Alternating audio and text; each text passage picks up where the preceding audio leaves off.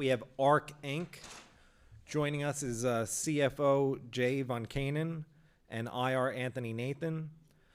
Jay joined as CFO in April and is a veteran finance executive with over 35 years of leadership experience, most recently as CFO of Coors Tech, a multi-billion privately held global advanced ceramics producer, and before that, over 20 years as a senior finance executive at Koch Industries and its affiliates. Also with us is IR Anthony Young, who's been with the company since 2017. He has 20 years of corporate and investor relations experience. ARQ Inc., formerly known as Advanced Emission Solutions, is headquartered in Greenwood Village, Colorado. It's primarily engaged in the sale of consumable air and water treatment options, including activated carbon and chemical technologies.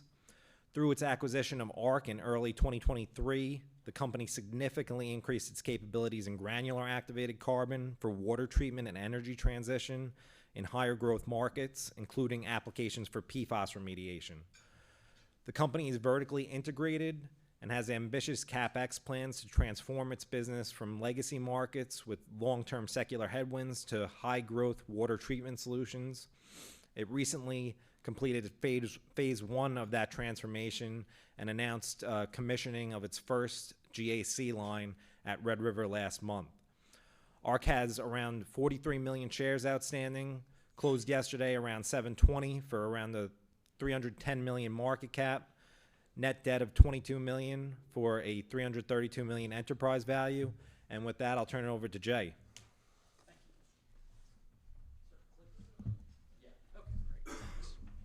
Hello, good morning. Jay Voncannon, currently the CFO at ARQ. Been with the company, as was said, about 5-6 months now. Previously experienced as mostly in privately held companies in the industrial manufacturing space. Let's see, the big green button. There we go. So, basically we're a diversified environmental technology company, focused primarily on activated carbon. We have a legacy powdered activated carbon at our Red River facility. We have about 100 million pounds of activated carbon capacity there. The feedstock we use for that facility is a nearby lignite mine that we take coal that we then process at the Red River facility into powdered activated carbon for primarily the use in two different streams. One is in the flue gas for mercury abatement and in coal-fired power plants. There's naturally a lot of mercury that's is released when coal is burned in the generation of power. The powdered activated carbon goes to capture that. We currently have about 40% of our capacity is utilized for that end market. We also believe that that is going to continue to decline over time, even though with the Trump administration's lifting of regulations around the abatement of coal-fired power plants, we just think that naturally the market will dictate that that actually moves away. The other 60% of that business primarily is in the treatment of water treatment for odor and taste. You can use, some of our customers do use powdered activated carbon for the treatment of PFAS in certain limited or small quantities. The vision that our CEO, Bob Rasmus, had when he joined the company in 23 was to basically go into the granular activated carbon as a means to treat PFAS, which we embarked on that. We began the expansion in the building of a granular activated carbon line at our Red River facility in 2024. That was funded primarily through a equity raise that we did in the market, as well as funding through some working capital debt with MidCap. We just announced at the beginning of August our commissioning of that facility. Like anything, you have a new product, you're going to have a little headaches in getting up to speed, but we're now fully confident that by within 6 months, we'll be at nameplate capacity, which would be 25 million pounds of annual capacity for granular activated carbon. We are, as one of the things that we are proud of is that we're fully vertically integrated. We own our feedstock supply, so we have access to our Corbin facility in Kentucky, which is basically waste coal that is there that we capture and then process to use as feedstock for our granular activated line in Red River. And as I mentioned, we also have access to a lignite coal mine in Louisiana that we use as our powdered activation. The turnaround of the company over the last several years, primarily around the powdered activated carbon to get it to be profitable, we believe is our foundation to grow the granular side of the business. Our current manufacturing margin or gross margin around powdered activated carbon is around 33%. The EBITDA on that is roughly about 15% is what the EBITDA margin is that we're generating off of that. When 2 years ago, a big portion of that business was unprofitable. Many of the contracts that were there were negative. We have made those changes over the last 2 years to improve margin, increase prices. I think as of last quarter, we had the 13th consecutive quarter of increased prices and average selling price for our powdered business, in which we are utilizing for the foundation. The EBITDA that comes off the powdered business going forward, we believe, will fund the maintenance capital for both the granular line and the powdered line. We expect that roughly about a $25 million EBITDA once we get to nameplate capacity. So going into 2026, we believe that the EBITDA of the company would be somewhere between $35 and $40 million a year. And then we will then make the decision by the end of this year to whether or not we're going to proceed with phase 2, line 2. We all believe that we will. Our board just wants us to go through the process of making sure that we seed line 1, get up to the nameplate capacity and the expected margins. When you think about the business that we have, we get 2 bites at the apple, so to speak, from an environmental standpoint. We are taking waste coal and finding a use for it, and then we in turn use the process to take and make another environmental cleanup and reducing pollutants in our water and air and land.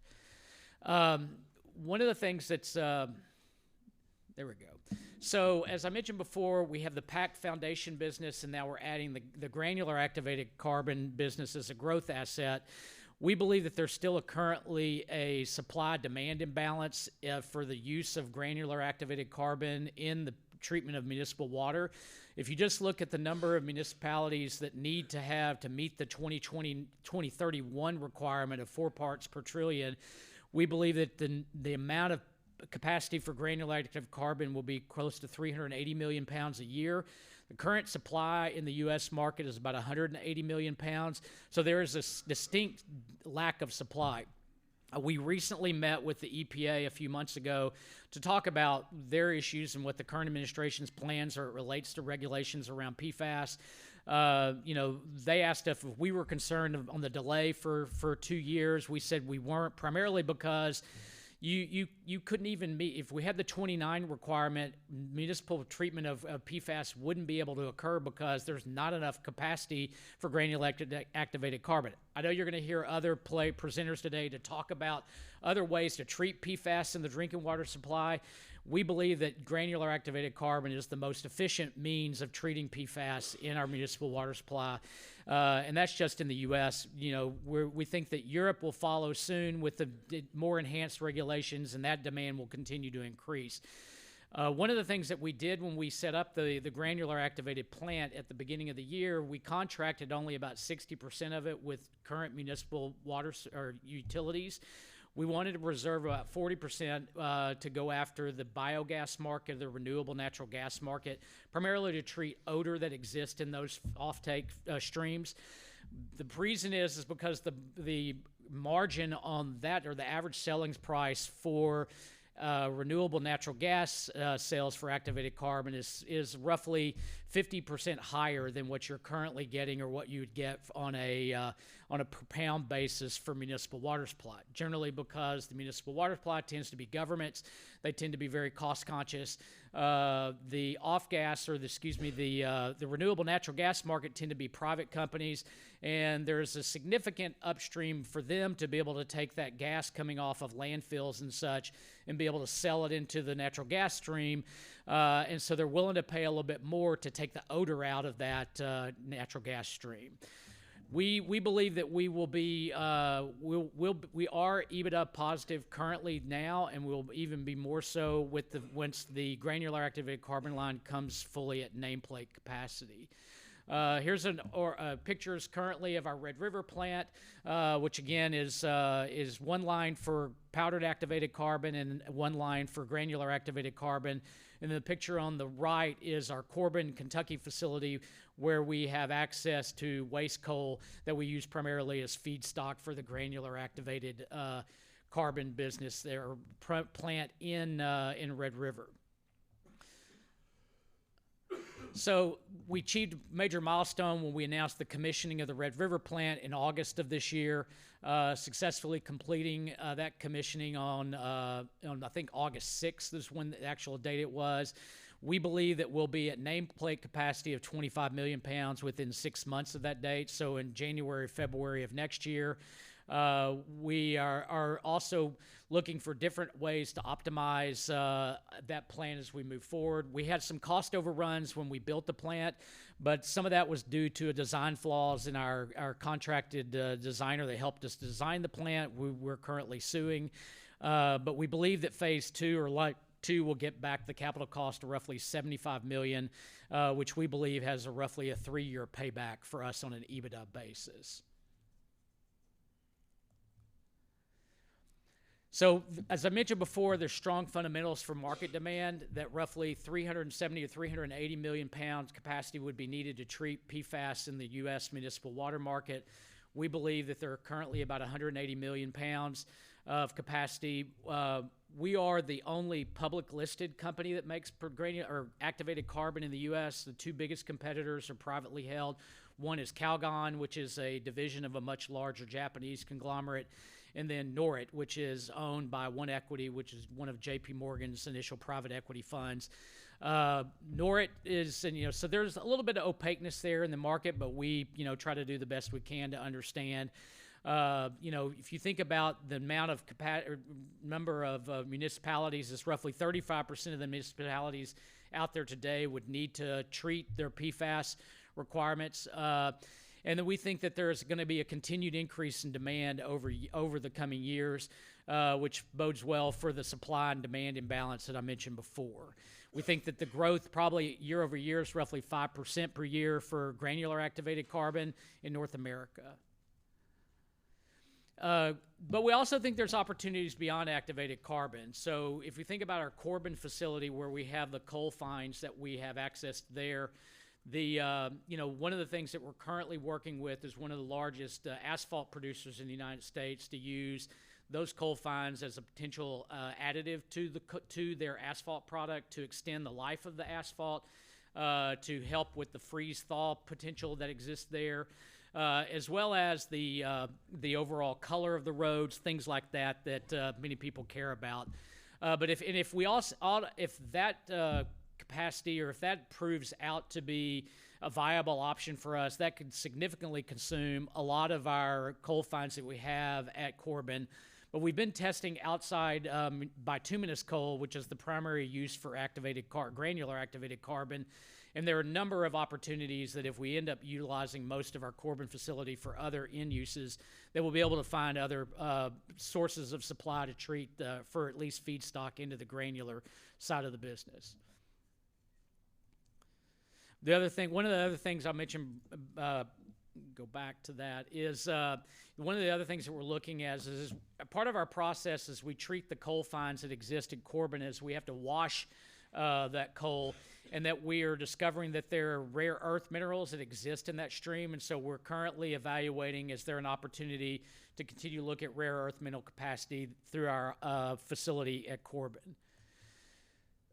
The other thing that we benefit from is that we're a completely domestic product. All of our feedstocks is domestic and our production is domestic, so we have no impact on the tariff situation that currently The only potential that we could have is that we are beginning to see some demand in Europe for the granular activated carbon for the municipal water treatment market in Europe. So that would potentially have some impact there, and it would have an impact on our decision whether or not to sell into that market or not. And then we have consistently, on the pack business I mentioned, we've consistently had continued performance enhancements there to improve that business since 2025. And we also believe that there is continued opportunity for that business to stay strong in the current end markets that we're currently utilizing there.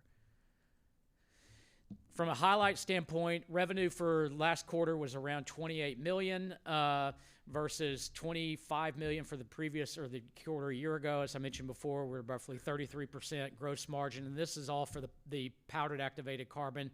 We did have a net loss of $2.1 million, but adjusted EBITDA was roughly $3.7. The net loss is because we were bringing the granular activated line. We had roughly $2 million of raw material feedstock that we utilized, bringing the granular line up and getting it to commission state, which is non-reoccurring cost for us. Currently have about $15 million of restricted and unrestricted cash. And so we have a debt facility with MidCap, who is on an asset-backed lending, so based on our inventory and receivable levels, which once we bring the granular activated line up and running, should have more capacity on that line as well. So near-term objectives, we're working primarily to get to a decision to invest on the second line by the end of this year. Our hopes are to primarily use debt funding for that. Once we can prove to the lender market that we have about roughly 35 to 40 million of EBITDA on a run rate basis. Once the granular line is up and running, we believe that we should have full access to the debt capital markets to help fund line 2. The other thing is that funding is not all going to be needed, and we believe at day one. The majority of it definitely be needed in the last 4 to 5 months of construction. We'll need a little bit of cash up front to place orders for equipment, but we actually think that we can be up and running from the time we make the decision to invest to where we're actually commissioning the second line would be roughly 12 months. Turn it over, any questions people have. Yeah, we've got one in the back to start. What different margins for PAC versus GAC? The margin for roughly gross margin roughly north of 50%. We believe the EBITDA is roughly 50% EBITDA margin on the granular. Yes. You mentioned The mic coming. the one-time funding for your the new product granular line, which is not considered to be the normalized expense, right? That's your key point. Do you plan to go to syndicated debt markets to raise funding? Possibly. I mean, we're currently in talks with a couple of bulge bracket banks as well as specialty debt providers as well. MidCap is a company that we're currently in discussions also with. But that was your point, right? It's a not normalized situation for the one-time investment. Yeah, but once we believe, phase 2 is a cut and paste. I mean, it's the big challenge is proving out line 1 and getting it up and running. Once we've established that and can show our run rate financials by the end of this year where we are, we should have a good story to go tell the market. And, the credit markets are pretty wide open right now. Yeah. We're waiting for the mic. Phase 2, you mentioned $75 million. How should we think about the cadence of that in 2026? Yeah, again, I would say 80% of that's going to come in the last 4 to 5 months. You've got down payments you've got to put on. Once the equipment starts coming in probably the 3rd and 4th quarter of next year is when we would begin to see majority of that spend happen. Yeah. It was partially addressed in that question, Okay. just the cadence. But so in that sort of base case scenario, what would your peak leverage be if you did this fully debt financed on? Right now, I think we think probably close to 3 times, which I don't think the business can withstand the interest rate exposure there at 3 times. Now, Bob, the CEO, and I are both pretty prudent in the sense that we're never going to over lever the company. We just think that using debt financing to fund it is better for the shareholders. It's less dilutive and less costly.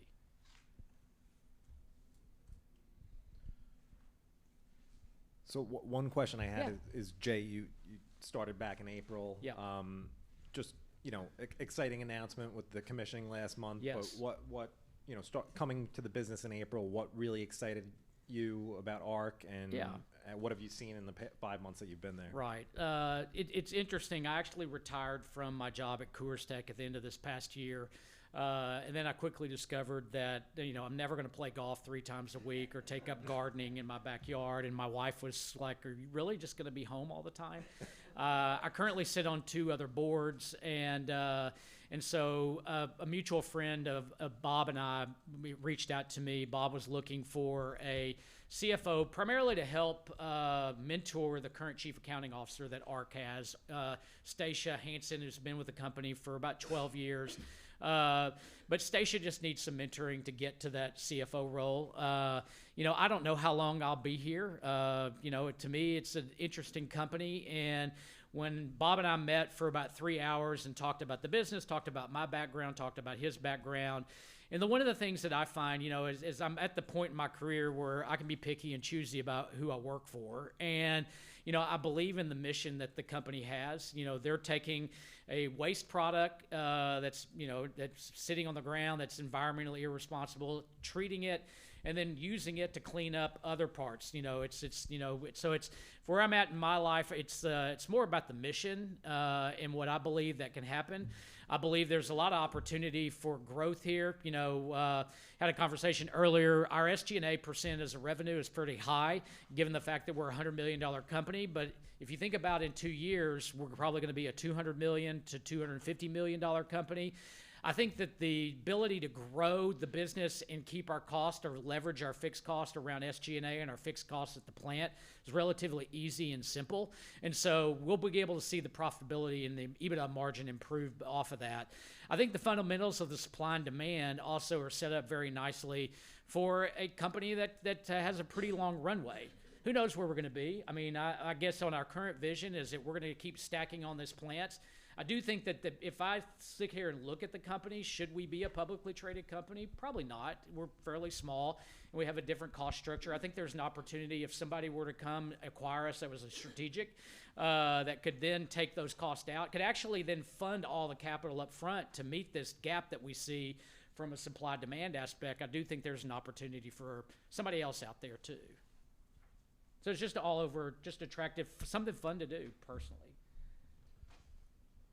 So on that build up, assuming ARQ stays standalone, that 25 million nameplate capacity, what is it going to take to get you there over the next 6 months? And then what do you need to see from that to make that final investment decision on phase 2? So I think it is a means of, and we've had several questions from investors and analysts, is it just going to be a linear growth over the next 6 months to get to the nameplate capacity? No.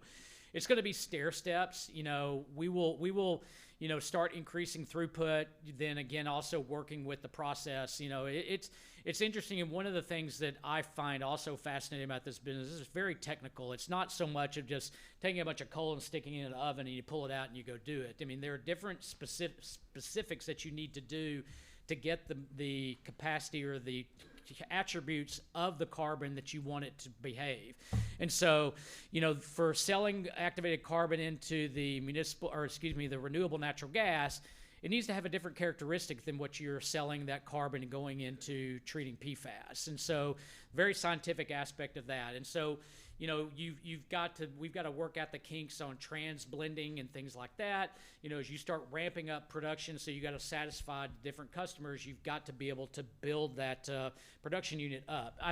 Our chief technical officer, Joe Wong, and our chief operating, Deke Williamson, are very confident that we will have this at nameplate capacity within the 6 month time frame. We actually hope probably by the end of this year we'll be close to that.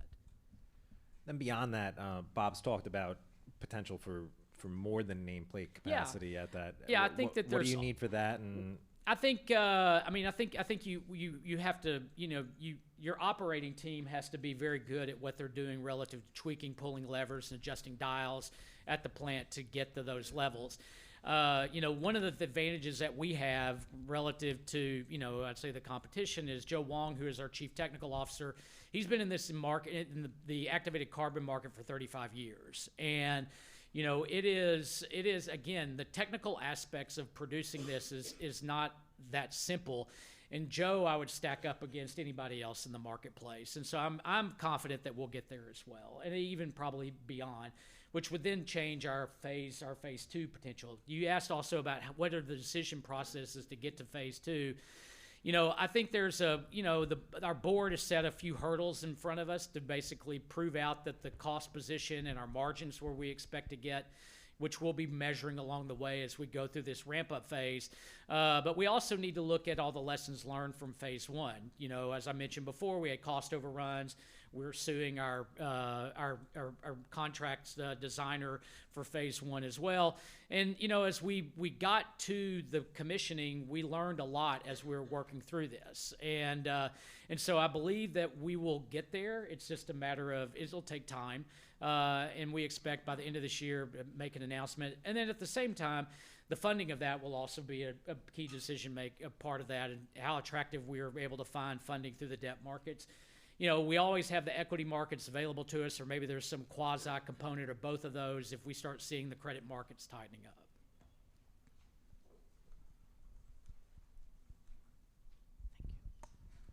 Thank you.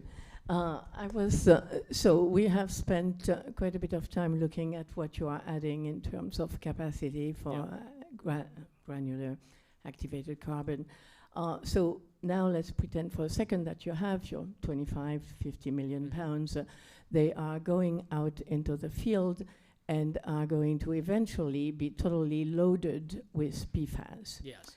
So one solution, which I understand is what companies do, you incinerate the activated carbon, right? But you still end up with some PFAS residuals. So what happens to the next step? How do you deal with it? Sure. I mean, I think there are, there's a reactivation market where you can basically take that spent carbon, reactivate it, which then burns out the PFAS. We're looking at potential inorganic growth opportunities to go out and look and acquire potentially reactivation capacity, as well as looking at the destruction side of things as well. So, it's interesting, when we met with the EPA, they asked us the same question. What are you doing on the destruction side? And we said, look, before you can destroy it, you got to capture it. And so that's what our main emphasis and primary emphasis is currently, is on the capture side. And then, we will continue to go down that path of where we see as opportunities are in the best interest of our shareholders, to be able to keep giving them a return that they need on their invested capital. Thank you. You bet. Then maybe just one more. Yeah. There's not so with the EPA drinking rule being pushed out. Yeah. Have you seen? ARQ has talked a lot about the demand supply curve. Have you seen any push out from customers? No. I mean, what I would say is that I think this is a unique situation where, in fact, we're actually seeing continued demand wanting to contract the remaining. We only contracted 60% of line 1. We're getting a lot of inbound traffic, people wanting to buy spot granular activated carbon. We are not currently selling on the spot market because we've contracted volumes and we're still ramping up to our nameplate capacity. If anything, I'd say we've seen prices go up from the time we contracted them back a year ago, anywhere from 4 to 5% price increase for granular. We're still holding true to our customer contracts that we have in place. One of the things that I think that, it's telling is that, is the monitoring aspect that all municipal water supplies are required to do. So they have to announce what their contamination is. Even though the Trump administration extended it, which we think is prudent because there's not enough supply to treat it. So it's kind of like telling people to go play hockey without the equipment that they need to keep them safe. But, it's one thing to say, look, oh yeah, we tested our water, we're at 100 parts per trillion or more, but we're not going to do anything until 2031. I mean, I think that this is a huge impact on cities and communities and being able to have safe drinking water, to be able to attract people to move to their communities. And so we haven't seen any negative downside of the extension. So. All right, great. Well, thank you so much, You Jay. That's our time, but we look forward to following the progress of ARQ. Thank you very much. Tony Bancroft and Timothy Winter, CFA, are portfolio managers. Wayne Pinsent, CFA, is Director of Research and Research Analyst, and Rosemary Morbelli, CFA, and Dr. Rebecca Stern, PhD, are Research Analysts at Gabelli Funds. The above webcast is a recording from the 3rd Annual PFAS Symposium, which occurred on September 17, 2025. GAMCO is providing these links as a matter of general information. We do not intend for these links to be a complete description of any security or company, nor is it a research report with respect to any of the companies mentioned herein. As of June 30, 2025, affiliates of GAMCO Investors Incorporated beneficially owned 1.1% of Minerals Technologies and less than 1% of all other companies mentioned. The analysts' views are subject to change at any time based on market and other conditions. The information in this posting represents the opinions of the analyst and is not intended to be a forecast of future events, a guarantee of future results, or investment advice. Views expressed are those of the analyst and may differ from those of other GAMCO officers, analysts, other employees, or of the firm as a whole. Because the investment personnel at GAMCO and our affiliates make individual investment decisions with respect to the client accounts that they manage, these accounts may have transactions inconsistent with the information contained in this posting. Certain GAMCO personnel may know the substance of the posting prior to its posting.